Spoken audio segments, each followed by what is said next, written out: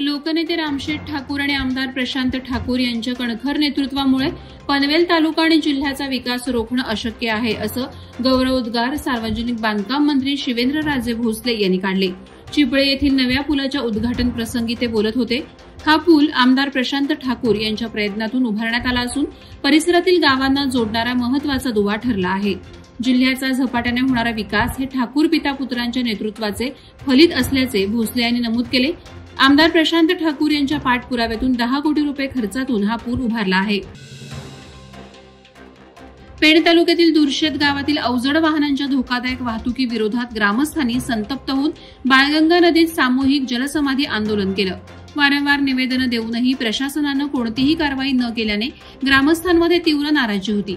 17 जून रोजी तहसीलदारांनी लेखी आश्वासन दिलं होतं, मात्र 1 महिना उलटूनही कार्यवाही झाली नव्हती.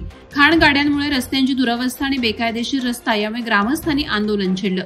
प्रांताधिकारी प्रवीण पवार यांनी भेट देऊन 22 जुलै रोजी बैठकीचं आश्वासन दिल्यानंतर आंदोलन तात्पुरतं स्थगित करण्यात आलं.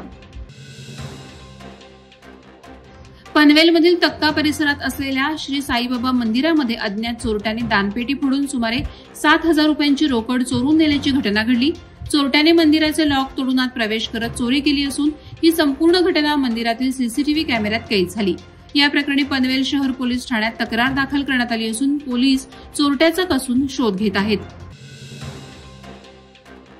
पेणमध्ये महानगर गॅस लाईनला अचानक आग लागल्याची घटना घडली. यावेळी नगरपालिकेचे मुख्याधिकारी जीवन पाटील यांनी घटनास्थळाची पाहणी केली. आरसी इलेक्ट्रॉनिक जवळ गटाराचे काम चालू असताना जेसीबीचा फावडा लागल्याने गॅस पाईपलाईन फुटली. आगीचा भडका उडाला. यावेळी महानगर गॅसचे काम सुरू असलेल्या ठिकाणी एकही अधिकारी उपस्थित नव्हते. महानगर गॅस करत असलेल्या निकृष्ट दर्जाच्या कामामुळे ही आग लागल्याचे आरोप होत आहेत. यानंतर अग्निशमन दलाच्या जवानांनी आग आटोक्यात आणली, त्यामुळे सुदैवानं कोणतीही जीवितहानी झाली नाही.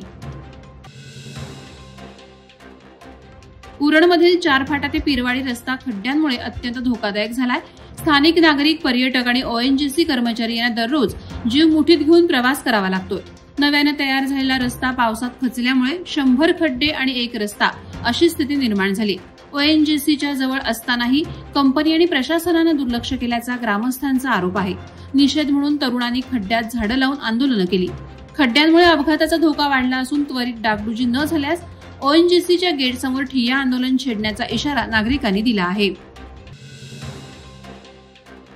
माणगाव तालुका प्रेस क्लबच्या वतीनं प्रगतशील शेतकरी सहदेव नकाते राहणार चाच निजामपूर आणि गणपत मुरकर राहणार माकटी इंदापूर यांचा सन्मान करण्यात आला.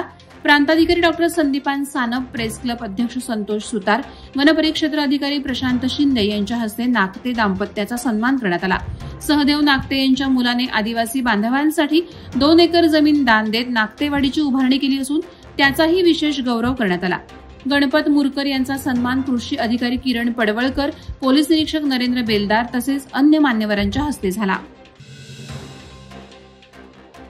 सेवानिवृत्त आदर्श शिक्षक नरेश मोकाशी यांनी उरण तालुक्यातील आवरे, गोवटणे, पाले, पिरकोण, पाणदिवे, वेसवी, रानसाई येथील शाळांमधील विद्यार्थ्यांना मोफत वह्यांचं वाटप केलं.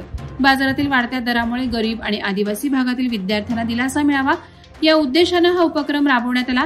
या कार्यक्रमात किल्ले रायगड ग्रुपचे सदस्य तसंच गावातील मान्यवर आणि शिक्षक उपस्थित होते. विद्यार्थ्यांच्या चेहऱ्यावर आनंद ओसंडून वाहत होता. यावेळी मान्यवरांचं स्वागत मुख्याध्यापक बबन पाटील यांनी केलं आणि सूत्रसंचालन निर्भय म्हात्रे यांनी केलं. माणगाव तालुक्यातील खांदाड गावात भरवस्तीत दुर्मिळ खवले मांजर आढळलं.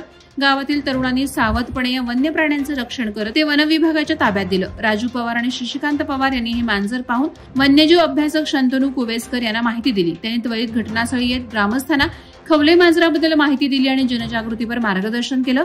वनविभागाच्या उपस्थितीत मांजरांची सुरक्षितपणे सुटका करण्यात आली. पुढील कार्यवाही करून खवले मांजरा सुरक्षित नैसर्गिक अधिवासात सोडण्यात आल्याचं वनविभागाकडून कळवण्यात आलं. वादळवारा लाईव्हसाठी न्यूज ब्युरो, रायगड. नवी मुंबई व रायगड जिल्ह्यातील ताज्या बातम्या आणि घडामोडींसाठी सबस्क्राईब करा वादळवारा लाईव्ह चॅनल आणि दाबा बेल आयकॉन.